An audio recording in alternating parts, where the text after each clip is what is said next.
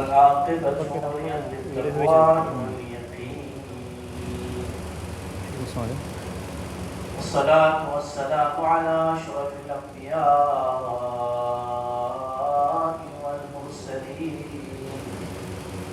بشيرا ونذير جد الحسن والحسين بالقاسم محمد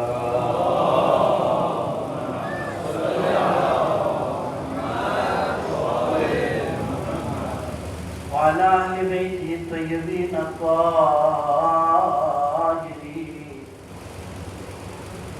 المعصومين المسلومين المنتجبين ولعنة على أعدائهم وغاصب حقوقهم ومنكر فضائلهم ومصائبهم إلى يوم القيامة. أما بعد قال أبي عبد الله الحسين عليه السلام إن لم يكن لكم دين وكنتم لا تخافون يوم الميعاد فكونوا أحرارا في دنياكم هذه وارجعوا إلى أحسابكم إن كنتم غرباء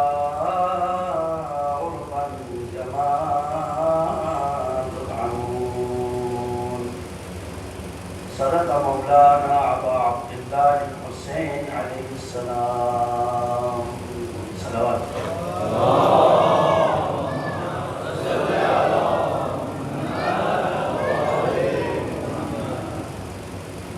بزرگان عزیز اساتذہ کرام جوانان باہران گرامی قدر السلام علیکم ورحمۃ اللہ وبرکاتہ. ماہ سفر کی آج 20ویں تاریخ ہے اور اس مہینے میں ابا عبداللہ الحسین کے چہروں کا 40 تاریخ ہے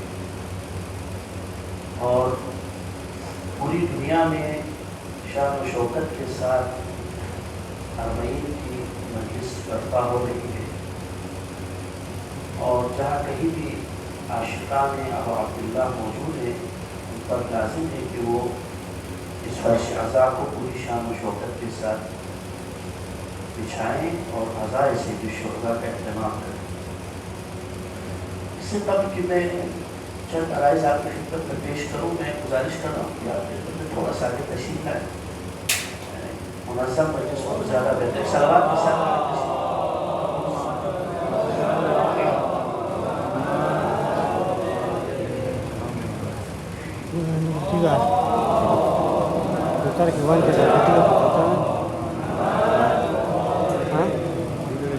خطبات ابا عبداللہ میں بہت سی ایسی باتیں ہیں جو خود کربلا کو، کربلا کے نہج کو، کربلا کے ڈائریکشن کو ڈیفائن کرتی ہے. اس سے قبل کہ ہم اصل موضوع پہ وارد ہوں آپ کی خدمت میں ایک ضمن ایک نکتہ آپ کی خدمت میں بیان کروں. پچھلے کئی سالوں سے پورے گلوبل لیول پر کچھ باتیں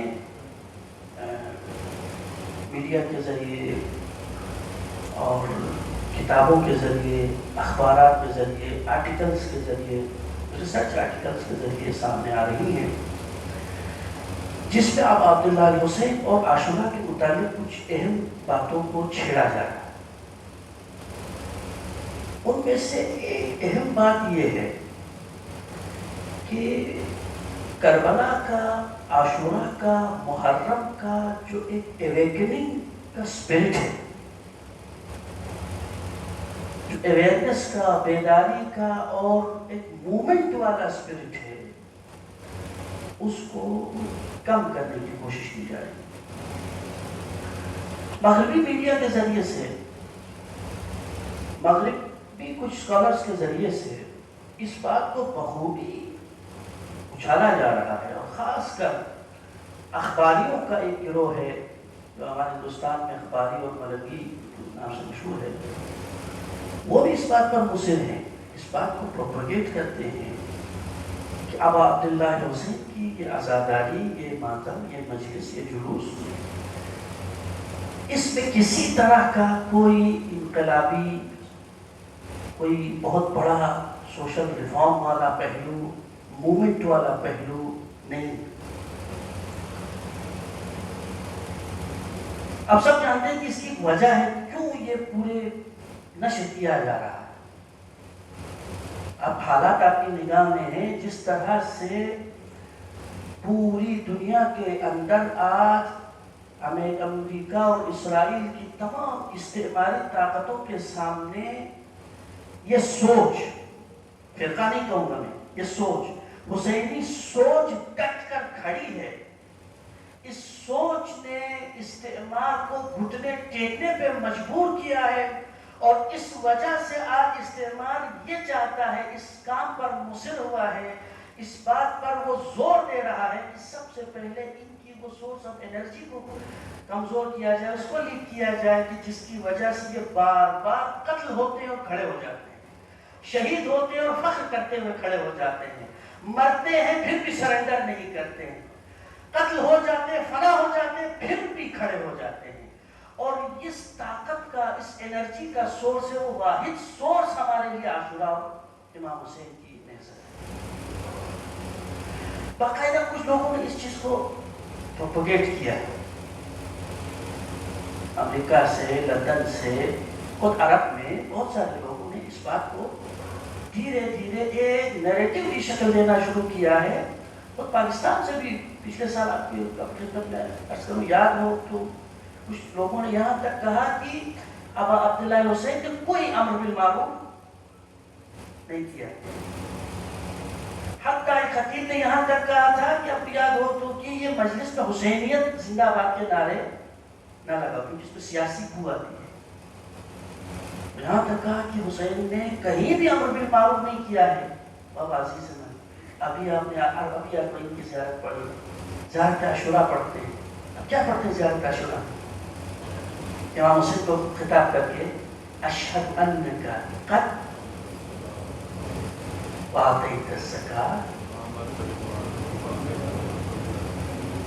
آپ زیارت کر کہہ رہے ہیں کہ ہم گواہی دے رہے ہیں کہ آپ نے امر بالمعروف کیا ہے۔ علامہ صاحب کہتے ہیں کہ امر بالمعروف نہیں کیا ہے۔ امام جعفر صادق آپ کو سکھا رہے ہیں کہ کربلا میں امر بالمعروف ہے، خطیب کہہ رہا ہے کہ نہیں ہے۔ امام جعفر صادق کربلا کا متعارف کرواتے ہوئے آپ کو کہہ رہے ہیں کہ اس کربلا کے اندر بیداری کا، سماج میں تبدیلی لانے کا، فرد کے اندر تبدیلی لانے کا جذبہ ہے۔ خطیب کہتا ہے کہ ایسا کچھ بھی نہیں، کربلا کو چھوٹا کیا جاتا ہے۔ حتیٰ کچھ کتابیں میں نے ہمارے ملک میں، ہندوستان میں بھی ایسی دیکھی ہیں جو چھپی ہیں، ہمارے ملک میں بھی ایسی کتابیں ہیں جس میں وہ مسیحیت والا، وہ کرسچینٹی والا جو نظریہ ہے وہ اس کو پروموٹ کیا جا رہا ہے۔ وہ کون سا نظریہ؟ کہ ابا عبداللہ حسین نے وعدہ کیا تھا کہ اس امت کو بخشوانے کے لیے، اس امت کو بخشوانے کے لیے اپنی قربانی پیش کی، اور جس طرح سے جیسس نے اپنی قربانی پیش کی اور اس قربانی کے صدقے میں امت کے تمام گناہوں کو معاف کیا جائے گا، سب کو بخشا جائے گا، سب کو آزاد کیا جائے گا، لہذا جیسس نے سب کے لیے قربانی پیش کی تھی۔ وہی نظریہ یہاں بھی ہمارے یہاں کتابوں میں بہت سارے لوگوں نے لکھا ہے، لکھ رہے ہیں، بیان کر رہے ہیں کہ ابا عبداللہ نے بھی اسی طرح سے ایک کارنامہ انجام دیا کہ صرف اور صرف آپ کو بچانا تھا، اور کوئی بڑا اس کا سوشل امپلیکیشن، سوسائٹی کا اس پر کوئی امپلیکیشن نہیں۔ یہ میں نے تمہید میں آپ کی خدمت میں اس لیے بیان کیا تاکہ ہم اور آپ آمادہ ہو جائیں کہ کربلا کے ان تمام اسرار اور رموز کو سمجھنے کے راستے میں رکاوٹیں کیا۔ آج کی اس مختصر مجلس میں جو آپ کی خدمت میں موضوع بیان کرنا ہے وہ کربلا اور آزادی کا موضوع ہے۔ چونکہ آج یوم آزادی ہے اس لیے آزادی کے موضوع پہ گفتگو ہونا ضروری ہے۔ خود ابو عبداللہ حسین نے عاشور کے دن ایک مقام پر جب تمام حجتیں تمام کی، اس فوج سے مخاطب ہو کر ایک جملہ کہا، مشہور جملہ آپ سب جانتے ہیں، یا شیعزاد ابی سفیان، اے ابی سفیان کے شیعو، اے یزید کے پیروکارو، اے دشمن خدا، تم اگر کسی دین کو نہیں مانتے ہو، تمہارے اندر قیامت کا، موت کے بعد حساب و کتاب کا کوئی خوف نہیں ہے، امام فرماتے کم سے کم تم اس دنیا میں آزاد رہو، اس دنیا میں آزاد رہو۔ اب اس آزادی کے موضوع پر ہمارے یہاں لٹریچر بہت موجود ہے۔ دو بزرگ شخصیتیں ایسی ہیں جنہوں نے اس موضوع پر میں سمجھتا ہوں حق ادا کیا، آپ ضرور مطالعہ کریں۔ ایک آیت اللہ شہید مطہری رحمۃ اللہ علیہ، ایک انہوں نے لکھا ہے، دوسرے ڈاکٹر علی شریعتی، انہوں نے بھی اس موضوع پہ لکھا ہے، اور بھی لوگوں نے لکھا ہے، لیکن انہوں نے مفصل لکھا ہے اور ایک ہی جگہ آپ کو سارا کنٹینٹ مل جائے گا، بہت اچھا لکھا ہے کہ آزادی کسے کہتے ہیں۔ انسان، وہ کہتے ہیں بہت مفکرین، آج انسان ڈھونڈنے نکلے، آج بہت مشکل ہے کہ آزاد انسان ملے۔ آپ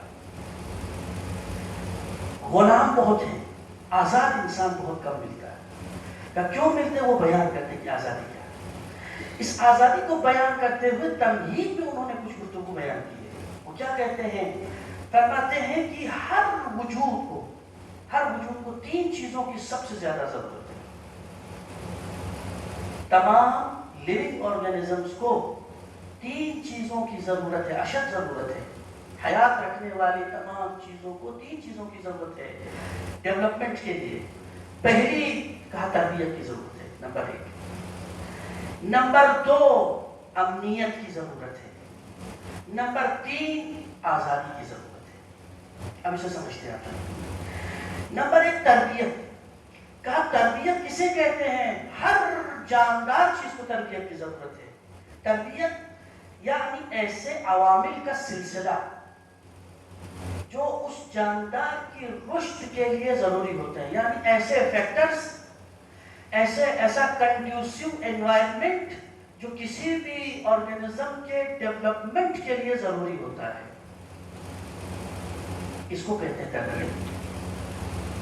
ہم گھروں میں بھی استعمال کرتے ہیں، اس کی تو تربیت اچھی نہیں ہوئی، یعنی تربیت اچھی نہیں ہوئی کا مطلب کیا ہے؟ اس کا جو انوائرمنٹ ایسا نہیں تھا کہ جس میں یہ انسان بنے، یہ اخلاق والا انسان بنے، یہ کردار والا انسان بنے۔ اس کے منہ سے گالیاں نکل رہی ہیں، اس کے کردار میں کسی طرح کی خامی ہے، اس کا مطلب یہ ہے کہ اس نے ایسے ماحول میں زندگی گزاری ہے جو اس کی ڈیولپمنٹ کے لیے سوٹیبل نہیں تھا، موزوں نہیں تھا۔ ہمیں ہر جاندار کی، ایک پودے کے لیے بھی تربیت چاہیے، جانور کو بھی چاہیے، انسان کو بھی چاہیے۔ البتہ ہر جاندار کی تربیت کے تقاضے الگ ہیں۔ ایک پودا ہے، اس کی تربیت کا تقاضا الگ ہے، جانور کی تربیت کے تقاضے الگ ہیں، انسان کی تربیت کے تقاضے الگ ہیں۔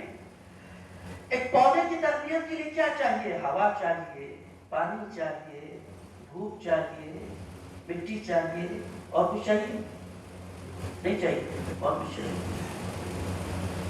یہ تمام چیزیں جو چاہیے وہ تمام تربیت میں آتی ہیں، اس پودے کی تربیت میں ضروری ہے۔ خوب اسی طرح سے جانوروں میں بھی چاہیے اس تربیت کے لیے فیکٹرز ہے، انسان میں بھی چاہیے تربیت کے لیے آثار، انسان کو بھی تربیتی آثار کی ضرورت ہے۔ دوسری چیز امنیت ہے، البتہ اس میں زیادہ گفتگو نہیں کریں چونکہ میں اصل موضوع آزادی ہے۔ دوسری چیز امنیت ہے۔ امنیت یعنی جیسے آپ کو لفظ ہی بتا رہے ہیں، امنیت کی سیکیورٹی۔ ہر جاندار کو سیکیورٹی کی ضرورت ہے۔ کیوں سیکیورٹی کی ضرورت ہے؟ جو کچھ اس کے پاس ہے اس کو کوئی چھین کر نہ لے جائے، وہ محفوظ رہے، حفاظت کے ساتھ رہے۔ اس حفاظت کے لیے ہر وجود کے پاس کوئی نہ کوئی نظام دفاع ہونا چاہیے۔ کیا ہے نظام دفاع ہونا چاہیے؟ کسی کو ہاتھ نہیں دیا، پیر نہیں دیا، رینگتا ہوا چلتا ہے، اس کو بھی اپنی دفاع کا حق ہے کہ نہیں ہے؟ اس لیے اس کو اس کے منہ میں زہر رکھا ہے، ڈانٹ رکھا ہے سانپ۔ ہر حشرات الارض سب کے پاس دفاع کا نظام موجود ہے۔ یہاں تک کہ ایک روایت میں نے بہت پہلے دیکھا تھا، روایت مجھے یاد آ رہی ہے کہ فروٹس کے سلسلے میں، یہاں بوٹنی والے سائنس کے اسٹوڈنٹ سے موجود ہیں، فروٹس کے سلسلے میں امام جعفر صادق علیہ السلام کی حدیث ہے کہ ہمیشہ جب بھی آپ میوہ جات کو، فروٹس کو کھائیں، وہ اس کو دھو کے کھائیں۔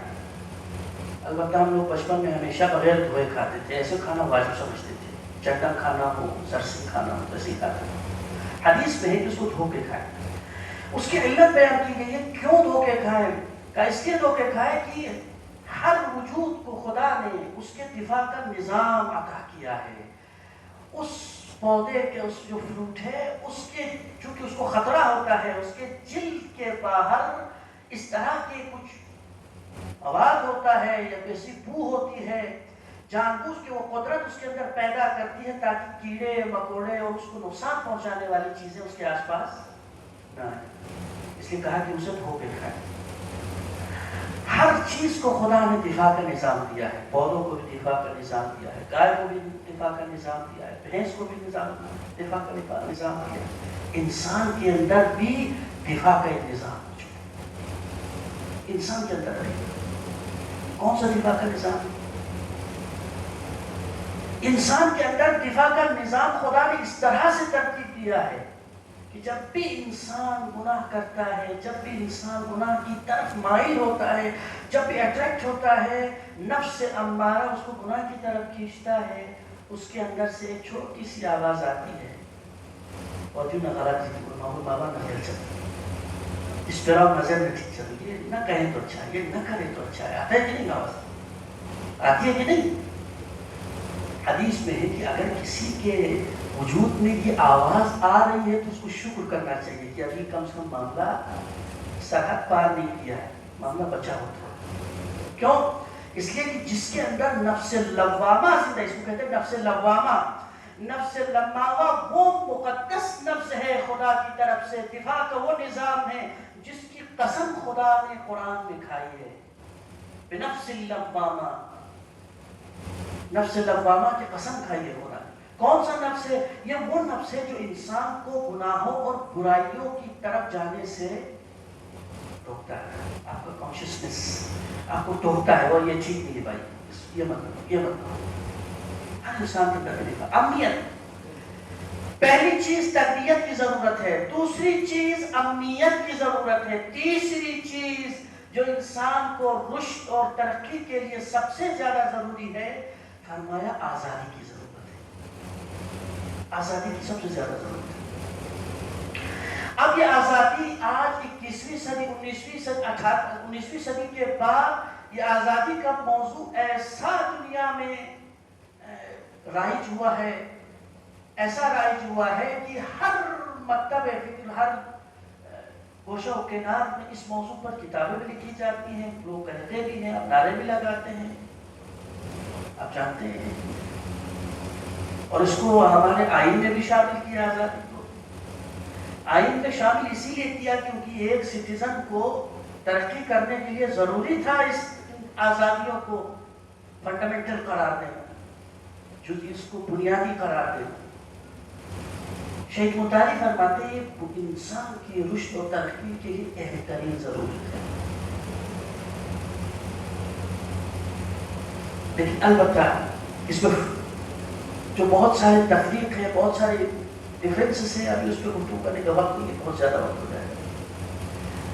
اہم یہ ہے کہ آزادی انسان کے لیے مہم ہے، اور خدا نے انسان کو آزاد پیدا کیا ہے، آزاد پیدا کیا ہے۔ ایک آیت جو قرآن مجید کے سلسلے میں بھی ہے، یوم لا ينفع مال ولا بنون الا من اتى اللہ بقلب سلیم، قیامت کے دن کوئی انسان، ہر انسان کوئی بھی ہو، اس کو نہ مال فائدہ دے گا، نہ اس کو اس کے اولاد فائدہ دے گا۔ کیا فائدہ؟ فائدے میں وہ رہے گا جس کے پاس قلب سلیم ہو۔ قلب سلیم کیا ہے؟ قلب سلیم یعنی آزاد اور صاف دل جو خدا نے دیا ہے، اس صاف و شفاف دل کو خدا کی بارگاہ میں لے کر آئے۔ اسی چیز کو آپ پولیٹیکل سائنس میں کہتے ہیں، روسو نے بیان کیا کہ انسان آزاد پیدا ہوا ہے۔ روسو نے کہا انسان آزاد پیدا ہوا ہے، اس کا سماج اسے غلام بناتا ہے، اس کی سوسائٹی اسے غلام بناتی ہے، اس کا کلچر اسے غلام بناتا ہے، کبھی کبھی تہذیب غلام بناتی ہے، کبھی کبھی ثقافت غلام بناتی ہے، کبھی کبھی ماحول غلام بناتا ہے۔ شیخ مطہری فرماتے ہیں کہ آزادی بہت ضروری ہے۔ آزادی، شیخ مطہری کی نگاہ میں آزادی اور ڈاکٹر علی شریعتی کی نگاہ میں آزادی کیا ہے؟ وہ کہتے ہیں آزادی سے مراد وہ رکاوٹوں کا ہٹ جانا جو انسان کی ڈیولپمنٹ کے لیے ضروری ہے، اسی کو آزادی کہتے ہیں۔ انسان کے رشد کے راستے میں پڑی ہوئی ان رکاوٹوں کا ہٹ جانا، یہ آزادی۔ وہ مثال بھی دیا انہوں نے، وہ مثال بیان کرتے ہوئے کہتے ہیں کہ جس طرح سے مثلا ایک پودا ہے، ایک پودا ہے، اس پودے کو آپ نے گملے میں رکھا، مٹی میں، اس کے اندر مٹی ڈالی، پانی بھی ڈالا، اس کے اندر کھاد بھی ڈالی، سب کچھ ڈالا، لیکن اس گملے کو آپ نے بکسے کے اندر بند کر دیا۔ وہ کہتے ہیں کیا یہ گملہ یا کیا یہ پودا، کیا یہ پھول اگے گا؟ یا اگر اگے گا تو کیا اپنی اس توانائی کو جو اس کے اندر ہے اس کو ظاہر کرے گا؟ نہیں کرے گا۔ کیوں؟ اس لیے کہ رکاوٹ آ گئی، بیریئر آ گئی۔ عزیزان محترم، انسان کے اندر بھی، جوانوں کے اندر بھی، ہم اور آپ کے اندر بھی خدا نے ایسی ہی صلاحیت رکھی ہے، لیکن بہت سی رکاوٹیں ایسی آتی ہیں جو رکاوٹیں اس انسان کو انسان کامل بننے نہیں دیتی۔ اس انسان کو انسان کامل بنے بغیر وہ بیج اسی کے اندر دم گھٹ کر مر جاتا ہے۔ رکاوٹیں ہیں، وہ کیسی رکاوٹیں ہیں؟ فرماتے ہیں کہ پھر وہ رکاوٹوں کو بیان کرتے ہیں، کہتے ہیں آزادی، یہ آزادی دو طرح کی آزادی ہے، اور رکاوٹیں بھی دو طرح کی رکاوٹیں ہیں۔ اب آزادی کو مزید وضاحت کرتے ہیں، کہا دو طرح کی آزادی ہے۔ پہلی انسان کو چاہیے، پہلی آزادی اس کی سماجی آزادی، سوسائٹی میں آزادی، جس کی بات سب کرتے ہیں، بولنے کی آزادی، لکھنے کی آزادی۔ فیض کی بڑی مشہور نظم ہے بول کی لت۔ ہمارے ایک اچھے قریب ہے، وہ کہتے تھے کہ میں فیض کا پورا کلام سچ پر مبنی ماننے کے لیے تیار ہوں، لیکن اس کو ماننے کے لیے تیار نہیں ہوں۔ میں نے کہا کیوں بھائی، ایسا کیا کیا بیچارے لوگ؟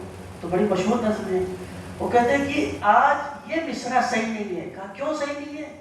اس لیے کہ لب ہی تو آزاد نہیں ہے، نہ لب آزاد ہے، نہ قلم آزاد ہے، نہ فکر آزاد ہے، نہ ذہن آزاد ہے، نہ زبان آزاد ہے۔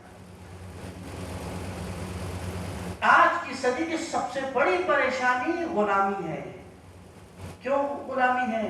کہ ایک زمانہ اور تھا جب آپ کو پتا ہوتا تھا کہ آپ غلام ہیں، آپ اسٹیپ لگا جاتا تھا سلیوری کا، یہ غلام بازار میں بیچ دیا جاتا تھا کہ یہ غلام اتنے روپے کا ہے، آپ کی بولی لگتی تھی، آپ کی قیمت لگتی تھی، آپ کی کہ یہ فلاں جگہ کا ہے، اس کے اندر یہ صفت ہے، یہ کوالٹی ہے، یہ ہے، یہ غلام۔ آج جو غلامی ہے، اس غلامی کا ہمیں پتہ بھی نہیں کہ ہم غلام بن چکے ہیں۔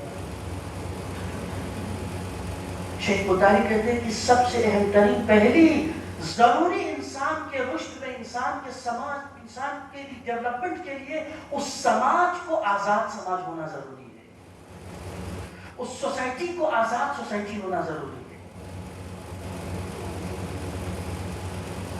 غلام سماج کے اندر، کمزور سماج کے اندر، دبے ہوئے سماج کے اندر، کچلے ہوئے سماج کے اندر، بند کن ذہنیت سماج کے اندر کوئی بڑی شخصیت پیدا نہیں ہوتی.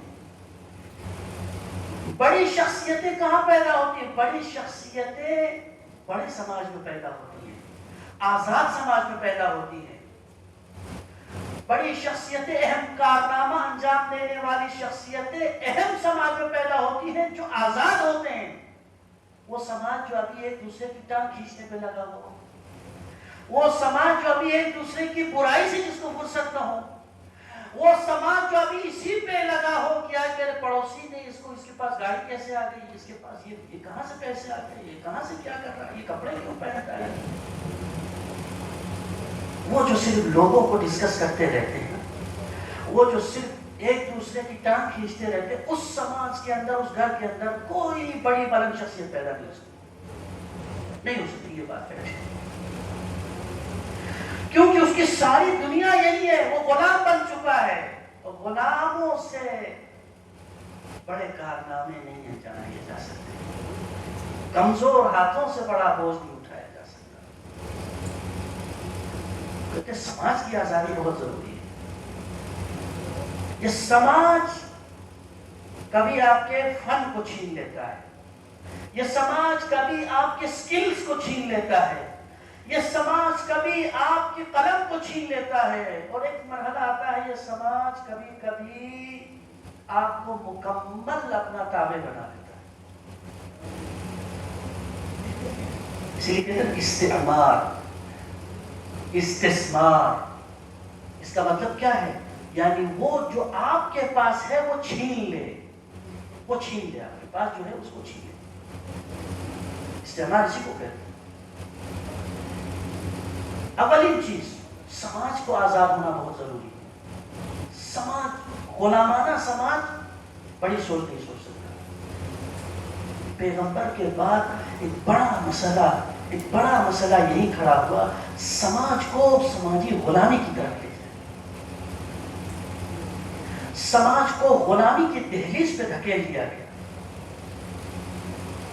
سماج کے اندر ایسے رسومات، ایسے افکار اور ایسے افراد پیدا ہو گئے جنہوں نے پیغمبر اعظم نے جس سماج کو گمراہی سے، ظلمت سے نکال کے نور کی طرف لے کر آئے تھے، غلامی سے آزادی کی طرف لے کر آئے تھے، پیغمبر کے بعد وہ سماج دوبارہ غلامی کی طرف جانے لگا. اور یہ غلامی جب عروج پہ پہنچی، اس غلامی سے آزاد دلانے کے لیے سید الشہداء نے قیام کیا. کبھی کہا انی لم اخرج اشرا ولا بطرا ولا مفسدا ولا ضارا. میں تو یزید سے تھوڑی لڑنا چاہوں گی، یہ نہیں. کیوں؟ اس کو ختم کر کوئی اور یزید آ جائے، اس کو ختم کریں تیسرا یزید آ جائے. مسئلہ یزید نے یہ کہا انما خرجت لطلب الاصلاح فی امت جدی. حسین کے قیام کا مقصد امت کی اصلاح ہے، امت کو تبدیل کرنا ہے. امت میں آخر کون سی بیماری آ گئی، امت میں آخر ایسی کون سی پریشانی آ گئی؟ کہا امت کے اندر غلامی کا عنصر چھا گیا ہے. امت نے غلامی کے توق کو اپنے سینے سے لگایا ہے، گلے سے نہیں بلکہ سینے سے لگایا ہے. اس کو اپنے لیے فخر سمجھتے. اسی لیے کربلا میں سید الشہداء نے اپنے منہج کو بیان کرتے ہوئے کہا ہیہات من الذلہ. حسین کا درس، حسینی راستے کا سبق یہ ہے کہ سب سے پہلے ذلت کے توق کو گلے سے اتار کر لیں، تب تم ڈیسیجن لے پاؤ گے، تب تم سوچ پاؤ گے، تب تم سمجھ پاؤ گے، تب تم کچھ کہہ پاؤ گے، تب تم کچھ لکھ پاؤ گے. غلام سماج سے کچھ نہیں ہو سکتا. آج ہو رہا ہے. آپ دیکھیے دنیا میں اتنے مسلمان ہیں، پیسہ ہے، جہاز ہے ان کے پاس، خزانہ ان کے پاس، فوج ان کے پاس، سب کے پاس ہے، لیکن کوئی اسرائیل کے سامنے چوں بھی نہیں کر پا رہا. کیوں نہیں کر پا رہے؟ جی ڈی پی بہت اچھی ہے، سب کچھ، سڑکیں اچھی، فوج بھی ہے ان کے پاس، سب کچھ ہے. سب کے پاس تو فوج نہیں ہے، البتہ بیچاروں کے پاس تو فوج بھی کچھ کے پاس ہے، لیکن پھر بھی کچھ نہیں کر پا رہے. کیوں؟ کیونکہ غلام ہے. جس کے اپنے ہاتھ بندھے ہوتے ہیں وہ دوسرے کے ہاتھ نہیں کھول سکتا. پہلی چیز انسان کو رشد کرنے کے لیے کبھی کبھی یہ کلچر جو ہے نا، یہ خوف والا کلچر، یہ ذلت والا کلچر، یہ کلچر انسان کی پرسنالٹی کو کبھی بھی ڈیولپ نہیں ہونے دیتا. مثلا آپ دیکھیں یہاں ایک مثال میں بہن کے پاس ہمارے جو بچے آتے ہیں، اساتذہ اپنے آتے ہیں، ڈرتے ہیں بعض اوقات کچھ بھی بولنے سے پہلے، سوال کرنے سے پہلے بھی ڈرتے ہیں، اپنی بات رکھنے سے پہلے ڈرتے ہیں. کیوں ڈرتے ہیں؟ کیونکہ ماحول پیچھے ایسا گزرا کہ جس ماحول کے اندر آپ دوستوں میں بھی دیکھتے ہیں کہ کوئی کچھ بولتا ہے تو مذاق اڑایا جاتا ہے اس کا، کوئی کچھ لکھتا ہے اس کا مذاق اڑایا جاتا ہے، کوئی کچھ کہنے کی کوشش کرتا ہے اس کا مذاق اڑایا جاتا ہے، یعنی کہ موٹیویٹ کیا جاتا ہے. اس تہذیب کے اندر کہ جس کے اندر انسان نہ خود کچھ کرتا ہے نہ دوسروں کو کرنے دیتا ہے، یہی ایک غلامانہ سوچ ہے. یہ غلامانہ سوچ ہے. اور اس غلامانہ سوچ کی ایک علامت اور بھی ہے. وہ فرمایا کون سی علامت ہے؟ اس غلامانہ سماج کی علامت یہ ہے کہ اپنے پاس جو کچھ بھی اسے کچھ نہیں سمجھتے.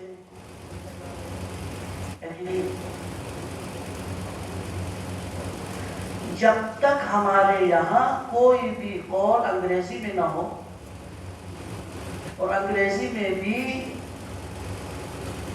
کوئی ڈیوڈ نہ کہے، کوئی الفرڈ نہ بیان کرے، کوئی تھامسن بیان نہ کرے، ہے نا انفیریٹی ہے کہ نہیں، تب تک اس کی کوئی ویلیڈیٹی نہیں مانی جاتی. سماج پر اتنا اثر ہے آج بھی. یعنی ایک انگریزی بولتا ہے، انگریزی بہت اچھی بولتا ہے، اور ہمارا اپنا کوئی جوان ہے، بہت پڑھا لکھا ہے، باذوق ہے، باکرامت سے بشر انسان ہے، اس کو آپ بہت اچھا سمجھتے ہیں، پڑھائی چیز کو بہت اچھا سمجھتے ہیں، اپنی چیز کو، اپنے لوگوں کو، اپنے مفکرین، اپنے دانشور، اپنے لکھنے والے، اپنے بولنے والوں کو کچھ نہیں سمجھا. اس کو کیا آتا ہے؟ یہ کچھ نہیں، یہ بیکار ہے، ایسے کہتے ہیں بیکار ہے، کچھ نہیں. اپنی تہذیب کو کچھ نہیں سمجھتے، اپنے لوگوں کو کچھ نہیں سمجھتے. یہ اکثر ایک مسئلہ ہے، غلامانہ سوچ. کون سی غلامانہ سوچ؟ جس نے آئندہ نسلوں کی ترقی کے راستے میں بہت بڑے مقام پر. میں ایک تاریخی واقعات تو بیان کروں ہماری تہذیب و ثقافت کے حوالے سے.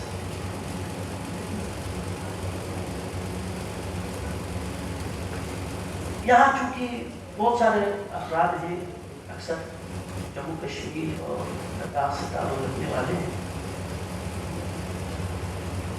اکثر ہمارے دوست صاحبات کہتے ہیں کیا ہمارے یہاں کوئی ایسی شخصیت نہیں آئی کہ کچھ نہیں. تو ایک صاحب جو ہے چند سال پہلے جو ہے وہ ایک پی ایچ ڈی تھیسس پہ کام کر رہے تھے، سیناپسس پہ کام کر رہے تھے، ڈوگرا رول کے اوپر. ابرار صاحب وہ کام کر رہے تھے، role of women Dogra rule کے آس پاس ایسا کچھ موجود. تو ان سے کہا کہ بھائی آپ اس چیز کو شامل کریے. تو میں نے پوچھا کہ آپ جو ہے پہلے پوچھا کہ آپ کیا کیا اس میں شامل کرنا چاہتے ہیں. تو انہوں نے بیان کی چیزیں بیان میں شامل کی. ڈوگرا رول کے اندر خواتین کے حقوق کس طرح سے تھے، کیا کیا مسائل تھے، کیا کیا ہوا، آپ سب جانتے ہیں. اور ان میں ایک اہم کڑی تھی 370 کی، آرٹیکل 370 اسی حوالے کا جو ڈیبیٹ کا مسئلہ تھا. وہ ڈیبیٹ کا مسئلہ تھا اور کورٹ میں جو جس پر ڈیبیٹ کی گئی تھی بہت پہلے یعنی جب ریاست جموں کشمیر تھی اس وقت جب اس پہ اعتراض کیا گیا تو وہ خواتین کے حقوق کے حوالے سے تھا. یعنی اگر کوئی جموں کشمیر اور لداخ کی کوئی بیٹی باہر شادی کرتی ہے تو اس کو حقوق نہیں دیتے. اس طرح کی کچھ ڈیبیٹس تھے. بہت سارے لوگ ہیں، اب شاید آپ کو صرف جاننے والے جانتے ہیں، جو نہیں جاننے والے نہیں جانتے. میں آپ کو آج خدمت میں آپ کی بیان کر رہا ہوں مثال کے طور پر تاکہ ہمیں احساس ہو. ڈوگرا رول کے اندر خواتین کو انہیریٹنس کا رائٹ نہیں تھا، پہلے بھی نہیں تھا، ڈوگرا حکومت میں بھی نہیں تھا. انہیریٹنس کا رائٹ نہیں تھا، جہاں تک میرا مطالعہ ہے آپ مجھے کریکٹ کر سکتے ہیں. انہیریٹنس کا رائٹ نہیں تھا، اس کے لیے موومنٹ چلی، اور اس موومنٹ کو چلانے والے ایک اہم ترین شخصیت کا نام سید عباس موصلی تھا. یہ سید عباس کون ہیں؟ یہ سید عباس وہی سید بزرگوار ہیں جو بلتستان کے مشہور عباس کے نام سے جانے جاتے ہیں. دو سید عباس، ایک تو شاعر سید عباس ہے، وہ نہیں، ایک دوسرے سید عباس عالم تھے. ان کی مسلسل جد و جہد اور کوشش اور احتجاج کے بعد ڈوگرا حکومت نے اپنے قوانین میں تبدیلی لائی، ترمیم کیا، اور اس کے بعد خواتین کو بھی انہیریٹنس کا رائٹ انہیں بھی دے دیا گیا. لیکن آج اس سماج میں کیا ہے؟ یہ تمہیں ایک مثال بیان کیا ہے. آج کیا کہتے ہیں؟ مولویوں نے لوٹا ہے، مولویوں نے ختم کیا ہے. مولوی میں کہتا ہوں کہ ہاں خراب لوگ ہیں، لیکن ایسا نہیں ہے کہ اس سرزمین نے ایسے سپوت پیدا نہیں کیے جنہوں نے آپ کی قوم اور آپ کی ملت کے سر کو فخر سے بلند کیا ہے. آپ اور ہم کو کیوں ہمیشہ دوسرے اچھے لگتے ہیں، دور کے ڈھول سہانے لگتے ہیں؟ اس سرزمین ہند میں 400 سے زائد مجتہدین گزرے ہیں، مراجع گزرے ہیں جن کی کتابیں دستیاب ہیں. اس سرزمین کے اندر ایسے بزرگ علماء گزرے ہیں کہ صاحب الغدیر کو، علامہ امینی کو الغدیر لکھنے کے لیے ہندوستان آنا پڑا، یہاں آنا پڑا. 6 مہینے یا 1 سال تک علامہ امینی ہندوستان میں رہے، لکھنؤ میں رہے. ایسا کوئی موضوع نہیں ہے جس پہ یہاں کے بزرگان نے کتابیں نہیں لکھی، چاہے کشمیر کے ہوں، چاہے لکھنؤ کے ہوں، چاہے بہار کے ہوں، چاہے بنگال کے ہوں. لیکن جب ذہن غلامانہ ذہن ہوتا ہے تو سب سے کچھ بھی اسی وجہ سے خود بھی کچھ نہیں کرتے، کیونکہ ہمارے پہلے بھی ہم سے کچھ نہیں ہوا، آگے بھی کچھ نہیں ہوگا. شیخ مطاری کہتے ہیں کہ سب سے خطرناک چیز ہے یہ سماجی غلامی. سوسائٹی کے اندر جو غلامی کی جڑیں جو سرایت کر گئی ہیں، یہ انسان کے رشد و ترقی کو روک گئی. نمبر 1. نمبر 2، پھر وہ فرماتے ہیں کہ یہ آزادی بھی کافی نہیں ہے، یہ آزادی بھی کافی نہیں ہے، بلکہ وہ کہتے ہیں کہ یہ آزادی بھی ڈیپینڈ ہے، منحصر ہے اس عظیم آزادی پر کہ جب تک وہ نہ ہو یہ سماج آزاد نہیں ہو سکتا. وہ فرماتے کون سی آزادی؟ کہتے وہ سب سے اہم ترین آزادی وہ معنوی آزادی ہے، وہ اسپریچول آزادی ہے، وہ سب سے مہم ترین آزادی انسان کی اپنی آزادی ہے. عزیز محترم، یہ ایسی آزادی ہے. وہاں تو سمجھ میں آتا ہے کہ جہاں سماج میں انسان غلام ہو وہاں انڈیویجول الگ ہوتا ہے، اسے غلام بنانے والے الگ ہوتے ہیں. انسان اپنے اندر کس کا غلام ہوتا ہے؟ شیخ مطاری کہتے ہیں کہ نہیں، تم نے غور نہیں کیا، تمہیں نہیں معلوم انسان کیسے بنا ہے. کہ انسان اگر واحد چیز مفرد ہوتا تو شاید اس پر کسی چیز کا اثر نہ ہوتا. انسان مرکب ہے، انسان 2 چیزوں سے مل کے بنا ہے. اس کے اندر بدن بھی ہے، اس کے اندر روح بھی ہے، اس کے اندر بدن بھی ہے، اور اس کا ایک ضمیر بھی ہے، اس کے اندر نفس بھی ہے. انسان اپنے ہی نفس کا غلام بن جاتا ہے، اپنے ہی نفس کا غلام. تو فرمایا کہ دنیا کی سب سے بڑی غلامی انسان کا اپنے نفس کا غلام بن جاتا ہے. سب سے بڑی غلامی انسان کا اپنے نفس کا غلام بن جاتا ہے. اور فرماتے ہیں جو انسان اپنا غلام بن جاتا ہے، اپنا غلام،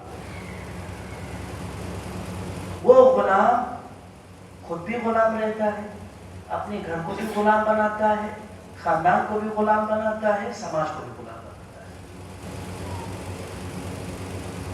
کون سا غلام؟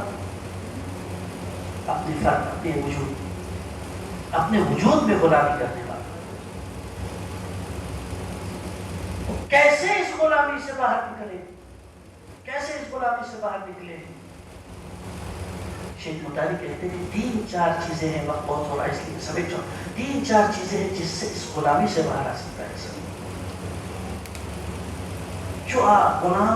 جو انسان جتنا غلام ہوتا ہے وہ اتنا کمزور ہوتا ہے، جو انسان جتنا آزاد ہوتا ہے اتنا مضبوط ہوتا ہے، اتنا نڈر ہوتا ہے، اتنا اس کے فیصلے محکم ہوتے ہیں، اتنی اس کی زبان میں دم ہوتا ہے۔ کہا کیسے اس غلامی سے نکلے؟ کہا سب سے پہلا چیز تزکیہ کرے انسان۔ تزکیہ کیوں کرے؟ کیونکہ یہ غلام بنا ہے، اپنی خواہشات کا غلام ہے، نفس کا غلام ہے، ضرورتوں کا غلام ہے، لگژری کا غلام ہے۔ ہوتا ہے کوئی انسان کھانے کا غلام بن جاتا ہے، کتنا غلام بن جاتا ہے، کتنا خطرناک غلام ہوتا ہے، کھانے کا غلام۔ اتنا خطرناک غلام بن جاتا ہے کہ اس کو کھانے کے علاوہ کچھ سمجھ میں نہیں آتا ہے۔ وہ غلامی کتنی خطرناک ہوتی ہے، باقی چہرے مسکرائے، کتنی خطرناک ہوتی ہے۔ وہ جو کبھی نماز کے لیے نہیں اٹھتے، وہ رات کے 2 بجے جامع مسجد پہنچتے ہیں، وہ پہنچاتا ہے، وہ بریانی پہنچاتی ہے، وہ کباب پہنچاتی ہے، ایسے ہی وہ کباب پہنچاتا ہے انسان۔ خیر یہ اس سے بھی خطرناک غلامی کیا ہے انسان کے وجود میں؟ سب سے خطرناک انسان کبھی کبھی علاقائیت کے تعصب کا غلام بن جاتا ہے، انجمنوں کا غلام بن جاتا ہے، اداروں کا غلام بن جاتا ہے۔ انسان کبھی کبھی خود اپنی علاقائیت کا غلام بن جاتا ہے۔ یہ ایسا خطرناک غلام ہے جس کے سامنے پیغمبر کو بھی کھڑا کر دیا جائے تو پیغمبر کو بھی قبول نہیں کرتا ہے، نہیں کرتا ہے۔ تاریخ میں قرآن کے اندر ایسے واقعات اور دلیلیں موجود ہیں کہ جنہوں نے پیغمبر کے انتظار میں صدیاں گزار دی، آخر میں آ کر پیغمبر کا انکار کیا۔ کیوں؟ یہ ہمارا نہیں ہے نا، ہمارا نہیں، ہمارا ہوتا تو ہم سوچتے، یہ ہمارا نہیں، ہم سے ہماری پارٹی کا نہیں۔ شیخ مطالب فرماتے تزکیہ کرو، تزکیہ کرو، اس سوچ کا تزکیہ کرو۔ کیسے تزکیہ کریں؟ کہا اس تزکیے کا مرحلہ عبادات کے اندر سے جاتا ہے۔ عبادت کیا ہے؟ نماز ہے، روزہ ہے، خمس ہے، زکوٰۃ ہے۔ یہ عبادتیں کیا کرتی ہیں؟ یہ عبادتیں تمہیں غلامی سے نجات دلاتی ہیں۔ کیسے نجات دلاتی ہیں؟ وہ ایک سجدہ جو تم پر گرا گزرتا ہے، 1000 سجدے سے دیتا ہے آدمی کو نجات۔ یہ ایک سجدہ بھاری لگتا ہے۔ وہ ایک توحید، جس توحید کو آج ہم اور آپ بھاری سمجھتے ہیں، وہ توحید اتنی مہم چیز ہے۔ وہ توحید اگر کسی قوم میں، کسی بشر میں، کسی انسان کے اندر وہ توحید اگر راسخ ہو جائے، نہ کسی طاقت سے ڈرتا ہے، نہ کسی اسلحے سے ڈرتا ہے، نہ کسی ملک سے ڈرتا ہے، نہ کسی بھی طاقت سے ڈرتا ہے، صرف خدا سے ڈرتا ہے۔ عبادات، ایک آیت اللہ تھے، انہوں نے بڑا ایک اچھا واقعہ لکھا ہے۔ وہ کہتے ہیں میں نے ایک جوان کو دیکھا، وہ جلدی آ رہا تھا، سب جوان جلدی آتا تھا، ڈیلی جلدی نماز پڑھ کے چلا جاتا تھا، آتا تھا نماز پڑھ کے چلا جاتا تھا۔ وہ کہتے ایک دن میں نے سو روکا، بھائی ادھر آؤ، بھائی بہت جلدی بھاگتا ہے، کیا مسئلہ ہے؟ تھوڑا آرام سے بیٹھ کے بہت لطیف چلتا ہوں۔ وہ کہتے ہیں حاجی آقا، وہ آپ کی بات صحیح ہے، میں پڑھتا ہوں، بہت زیادہ میرے پاس وقت نہیں ہے، میں خدا کی بارگاہ میں آتا ہوں، مجھے زیادہ علم نہیں ہے، میں سجدہ کرتا ہوں، خدا سے کہتا ہوں پروردگارا میں تیرا بندہ ہوں، تجھ سے بغاوت نہیں کی ہے، میں بس تیرا بندہ ہوں، باغی نہیں ہوں، بس یہ کہنے کے لیے آتا ہوں۔ آیت اللہ کہتے ہیں میں نے زندگی دین پڑھایا اور دین سمجھا، اس جوان کے جملے نے میرے پورے وجود کو ہلا دیا، پورے وجود کو ہلا دیا۔ کہا کیوں؟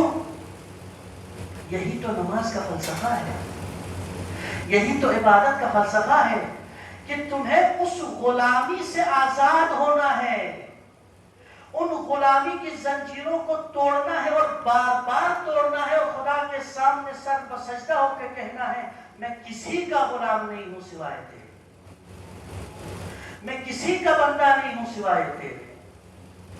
شیخ مدانی فرماتے ہیں عبادتوں کے اندر فلسفہ چھپا ہے۔ نماز تمہیں غلامی سے نجات دیتی ہے، روزہ تمہیں بھوک کی غلامی سے نجات دیتی ہے، خمس تمہیں مال کی غلامی سے نجات دیتی ہے، حج تمہیں رسوم و رواج کی غلامی سے نجات دیتی ہے، عزاداری تمہیں طاغوت اور ظالموں کے ڈر سے نجات دیتی ہے۔ ان عبادتوں کا فلسفہ ہے، عزاداری کا فلسفہ ہے، یہ آزادی دیتی ہے۔ اور پھر فرمایا تیسری چیز، وہ فرماتے ہیں کہ عبادت بھی کافی نہیں، عبادت کے ساتھ ساتھ علم کا حاصل کرنا ضروری ہے۔ کہا کیوں؟ اس لیے کہ جتنی اس کوشش اس راستے میں آگے بڑھنے کی کرو گے اتنا تمہیں پیچھے بھی دھکیلا جائے گا، اور اگر علم کا سہارا تمہارے پاس ہوگا، علم کی روشنی تمہارے پاس ہوگی تو جہالت کے پردے تمہاری آنکھوں سے دور دور ہٹیں گے۔ ہمارے استاد محترم کہا کرتے تھے کہ اپنی دعاؤں میں ایک دعا اکثر شامل کیا کرو۔ کہا کیا؟ ربی ارنی الاشیاء کما ہی، پیغمبر کی دعاؤں میں سے پروردگارہ مجھے چیزوں کی حقیقت ویسے ہی دکھا جیسی ہے، تاکہ میں کسی کے دھوکے میں نہ رہ سکوں، میں غفلت میں نہ رہ سکوں، میں گمراہی میں نہ رہ سکوں۔ پردوں کا ہٹنا یہ علم کرتا ہے، اور یہ پردے جب انسان کے وجود سے ہٹتے ہیں، انسان کے وجود میں معرفت کے بلند مینارے روشن ہوتے ہیں، اور وہ خود بھی روشن ہوتا ہے اور سماج کے لیے بھی روشن کہلاتا ہے۔ بس عزیزان محترم ختم کیا آپ سے۔ اربعین کا سب سے بڑا درس، عاشورہ کا سب سے بڑا درس، انسان کو آزاد رہنا، غلام نہیں ہے۔ آج کروڑوں لوگ کربلا پہنچے ہیں، جا رہے ہیں اور جاتے رہیں گے انشاءاللہ۔ استعمار کو خصوصی طور پر یہ ڈر ہے کہ کہیں یہ لوگ کربلا سے آزادی کا وہ درس حاصل نہ کریں، اور اگر یہ لوگ جتنے جا رہے ہیں وہ سب حسین کی بارگاہ سے آزادی کا درس حاصل کریں، بس پھر اس کے بعد دنیا میں کسی بھی ظلم کرنے والے کو ظلم کرنے کی ہمت نہیں۔ محترم میں نے حوالہ پیش کیا آپ کی خدمت میں، مزید مطالعہ کریں آپ لوگ، وقت نہیں ہے کہ میں اپنے بیان کو طول دوں، یہیں پہ ختم کرتا ہوں اس دعا کے ساتھ۔ پروردگارا ہم اس آزاد امام کو ماننے والے ہیں، خدایا جس طرح سے حر کو حسین کی بارگاہ میں آزادی ملی، ہمارے اس سماج میں زندگی کرنے والے ہر فرد کو، اس فرش عزا پہ آنے والے ہر فرد کو، ان مجلسوں میں آنے والے ہر عزادار کو، اس مجلس کا اہتمام کرنے والے سننے والے ہر عزادار کو خدایا حر جیسا مقدر نصیب ہو۔ بس عزیزان محترم، روز چہلوں میں اربعین کریں، مجلس کی تاریخ میں اس دن کی اہمیت بہت زیادہ ہے۔ کیوں؟ اس لیے کہ امام حسین کی شہادت کی سب سے پہلی مجلس آج ہی کے دن حضرت زینب سلام اللہ علیہا کے ذریعے سے زندان شام رکھی۔ یہ مجلس اسی مجلس کی یاد ہے جو شام کے زندان میں برپا کی گئی تھی۔ آپ لوگ اہتمام کر کے آئے، آپ لوگوں کے لیے انتظام کیا گیا، کھانے کا انتظام، بیٹھنے کا انتظام، پنکھے کا انتظام، سیاہ کپڑے لگائے گئے ہیں، آپ لوگوں کے لیے مرثیہ خان بلایا گیا، خطیب بلایا گیا تاکہ مجلس ہو سکے۔ آپ جانتے ہیں زندان شام کی پہلی مجلس کیسے ہوئی؟ شام کے زندان کی وہ پہلی مجلس کیسے ہوئی؟ ذرا ذہنوں کو شام کے زندان میں لے چلیں۔ آج بھی وہ بیوی رو رہی ہے، ذرا پرنم آنکھوں سے ان مقدس ہستیوں کی بارگاہ میں سلام تو پیش کریں، ان لوگوں کو یاد کرتے ہوئے جو ہمارے درمیان نہیں رہے، اپنے مرحومین کی جانب سے، اپنے عزیزوں کی جانب سے، مریضوں کی جانب سے جو بستر پہ ہیں، السلام علی الحسین وعلی علی ابن الحسین وعلی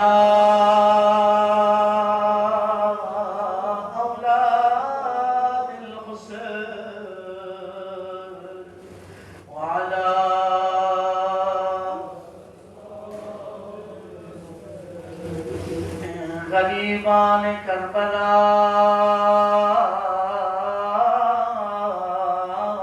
پر سلام، اسیران کربلا پر سلام۔ اے لہر القمہ پہ بازو کٹانے والے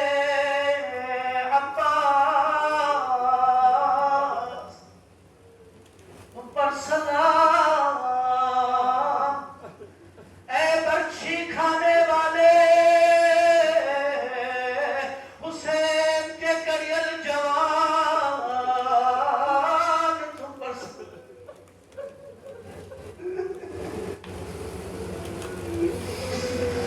اے گود میں تیر کھا کے مسکرانے والے بے شیر، تم پر سلام، اے وہ جس پہ گھوڑے دوڑائے گئے،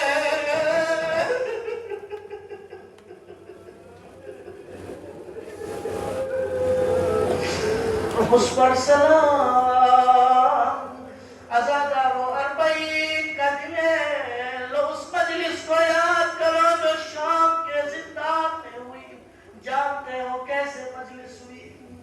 بیویاں سب بیٹھی تھی، کوئی خطیب نہیں تھا، کوئی ذاکر نہیں تھا، کوئی مرثیہ پڑھنے والا نہیں تھا، کوئی نوحہ پڑھنے والا نہیں تھا، بس ایک بیوی کھڑی ہوتی کہتی واہ حسینہ،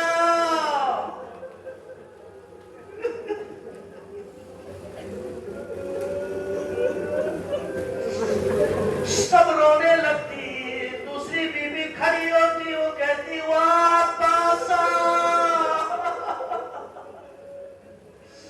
واہ علی اکبرہ، واہ قاسمہ، جیسے جیسے بیویاں بلند آواز میں کہتی، رونے لگتی۔ عزاداروں، مجلسوں میں ایک خاص اہتمام کیا جاتا ہے، میں اکثر سوچتا تھا یہ تبرکات برآمد کیے جاتے ہیں، مجلس میں علم لایا جاتا ہے، مجلس میں تابوت لایا جاتا ہے، مجلس میں شبیہ ذوالجلال ہے۔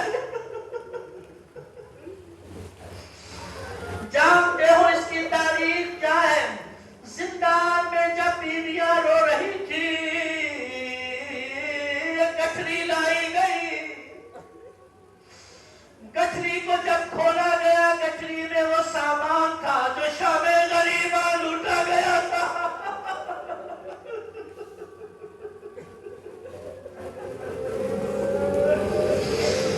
لو گٹری کھلی، گٹری میں کیا ہے؟ گٹری میں چادریں آئی ہیں، زینب آپ کی چادر، ام کلثوم آپ کی چادر، رباب آپ کی چادر، ہاں میں لیلا آپ کی چادر، میں وہب آپ کی چادر، سب چادریں اٹھا لی گئی۔ عزاداروں، زندان کی زمین پر ایک چادر رہ گئی۔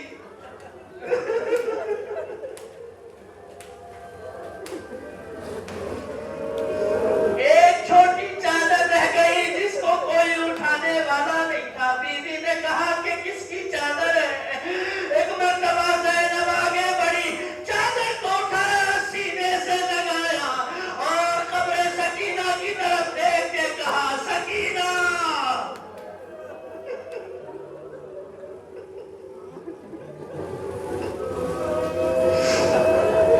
اجرکم اللہ۔ بس آج آخری دن ہے، دل کھول کے گریا کرے، التماس ہے۔ روایت کہتی ہے اس گٹری کے اندر اور بھی سامان آیا، جانتے ہو کیا تھا اس گٹری میں؟ شام غریبہ کے وہ چھوٹے گوشوارے بھی تھے، وہ گوشوارے بھی تھے جو سکینہ کے کانوں سے چھینے گئے تھے۔ عزاداروں یہ تمام ہوا۔ ایک مرتبہ بھی بیویاں رو رہی تھی کہ عباس کا عالم آیا۔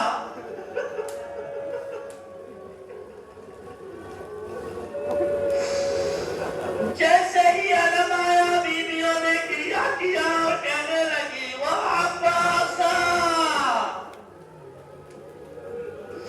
وہ عباسا، وہ عباسا۔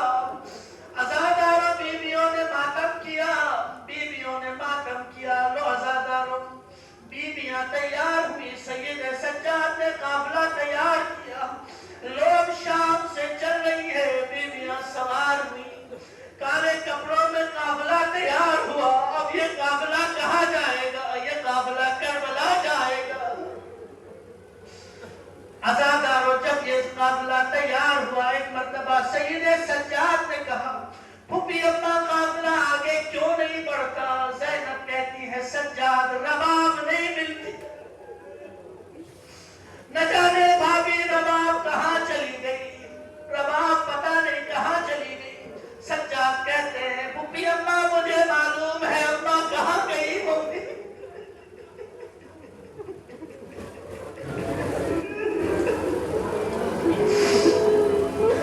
جانتے ہو رباب کہاں چلی گئی؟ رباب زندان کے اندھیرے میں ایک چھوٹی سی قبر تھی، قبر سے لپٹ کے کہتی تھی، سکینہ میری بیٹی اٹھو، رہائی ملی۔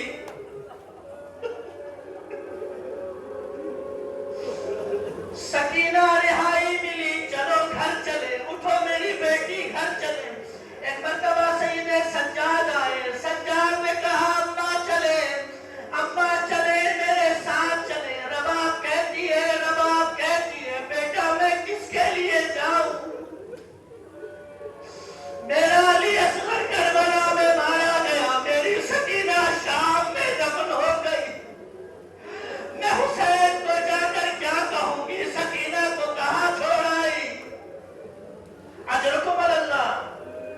سجاد نے سہارا دیا، رباب سوار ہوئی۔ مقتل لکھتا ہے کہ بیویاں ناقے پہ سوار ہوئی۔ ایک مرتبہ شام کی بیویاں آئی اور آ کے کہتی ہیں، بی بی زینب خطا تو معاف کرنا، ہمارے لائق کوئی حکم ہو تو بتانا۔ زینب نے ہاتھوں کو جوڑ کے کہا، خدا کسی پردیسی کا پردیس میں انتقال نہ ہو۔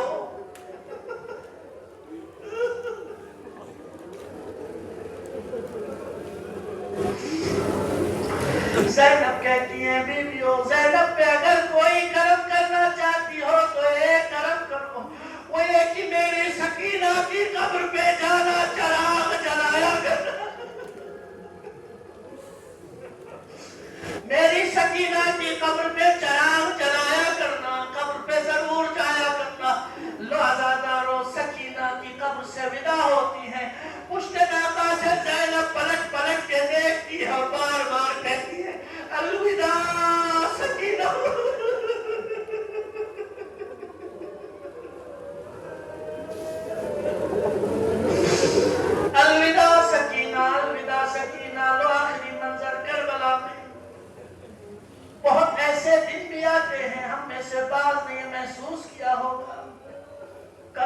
کبھی ایسے دن بھی زندگی میں آتے ہیں ہمارے عزیز ہم سے بچھڑ جاتے ہیں. کسی کا باپ اس دنیا سے گیا, کسی کی ماں اس دنیا سے گئی, کسی کا بھائی اس دنیا میں نہیں ہے. خدا سب کو غریب کا رحمت کرے. خدا نہ کرے تم پردیس میں ہو, تمہارے کسی عزیز کی موت کی خبر آئے.